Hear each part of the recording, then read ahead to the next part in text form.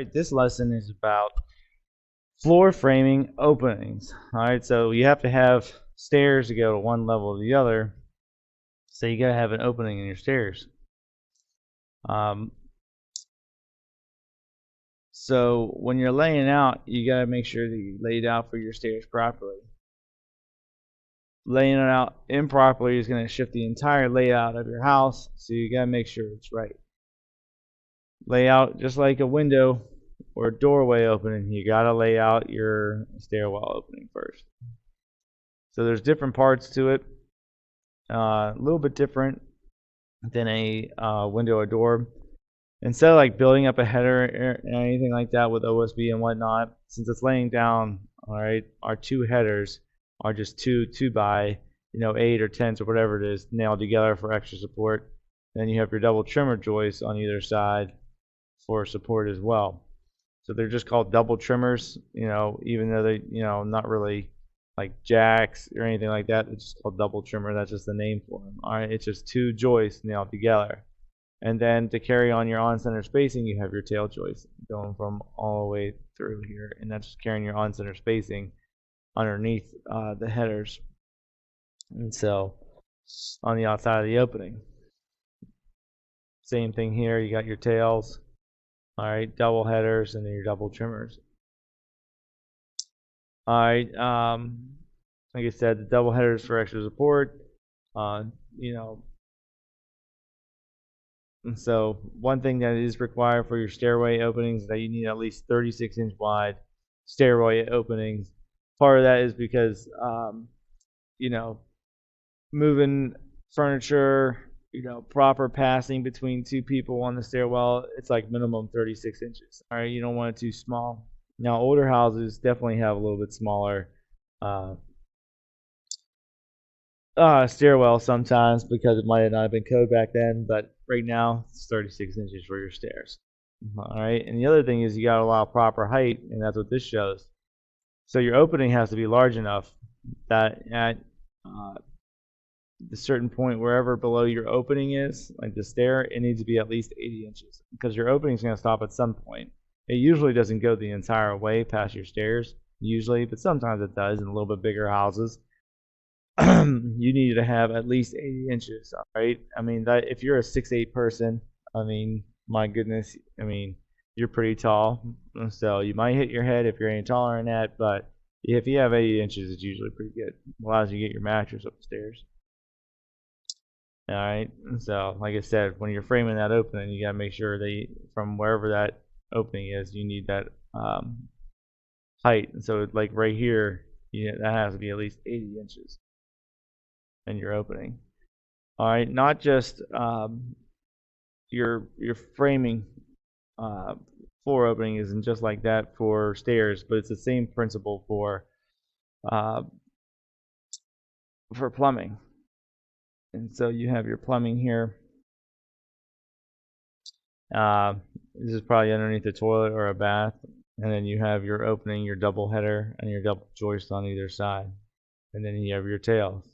But when you don't just cut it out, all right, you have to frame out properly, because if you just cut in the middle joist here, you can't leave it like that. You got to frame it up properly back in the spot. So if like you have a featured toilet right here, you got to make sure that it's all framed up for that opening, because it's usually, a joist is supposed to run right through it, but now you have to open it up. And it's just the same kind of principle. One thing that is different is a lot of times when you have this, all right, and stairwells opening, you use joist hangers. And that's this metal piece right here. Now this joist hangers get nailed to the double trimmers and to the double headers. The reason why we use them is because these are doubled up, and we can't send like a 16-penny nail into the wood of the double header, because that's 3 inches wide. A 16-penny nail is only 3 inches, so coming in from here, it's just not going to reach, not going to grab, and you don't really have 6-inch nails on you all the time. So what you can do is use these joist hangers, and they're just nailed right to the double joist, double header, and then you just rest them in there, and then you're good to go. They hold a lot of weight. They're very strong. They meet code, and they're used a heck of a lot. And what you do is you kind of just trace along, and then you pound in these little helpers, and they kind of get you in rough position because you only have two hands. So you hold it, nail in the little helpers, and then you can nail the rest of it in. All right, because it takes two hands to nail, because you need one holding nail, one hammering. All right, so you don't have an extra one to be holding it. So that's what the helper's up there, and then you gotta make sure that you put all the proper nails in all the holes. Okay, there's the helper right there, speed prong, or whatever you want to call it. And then there's a few types. This one nails right into the side of it. This one is more common, where you kind of toenail both, and it gives you a perfect toenail. And you have to make sure that you use the right size nails, because the 1.5 inch are usually used for the side and nailing them into the face of it. But anytime you're toenailing, you're gonna need a lot. You need like the 3-inch versions.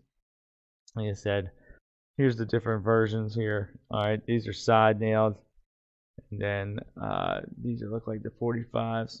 All right, actually this is, that said, is dimpled, so that's 45-degree nailing, so that's good.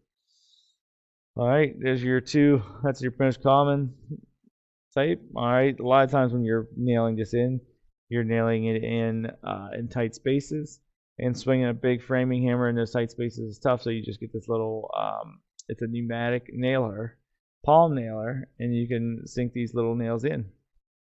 Here it is right here. Like I said, these are small nails, and they're sometimes hard to hammer, especially in awkward spaces like in the corner here. And so it's really handy to have something like that. They did invent something. It's got a positive placement nailer, and this it's an automatic pneumatic nailer, and it shoots nails directly into those holes. Most of the time, like with regular framing nailers, you shoot pretty much where you need it, but these like are dead on. You stick that little nose in there, it's like dead on where you need your nail. And this nail gun exclusively only shoots metal connectors. All right, and it's just 1.5, and that's what they're used for. All right, like I said, sometimes you use hangers a heck of a lot when you don't want to add extra vertical height. All right, make the structure taller. What you can do is, instead of resting the girders on top, you just have all these hangers supporting all of your floors, and that's a heck of a lot of hangers, but it'll do the job. All right, that is floor openings.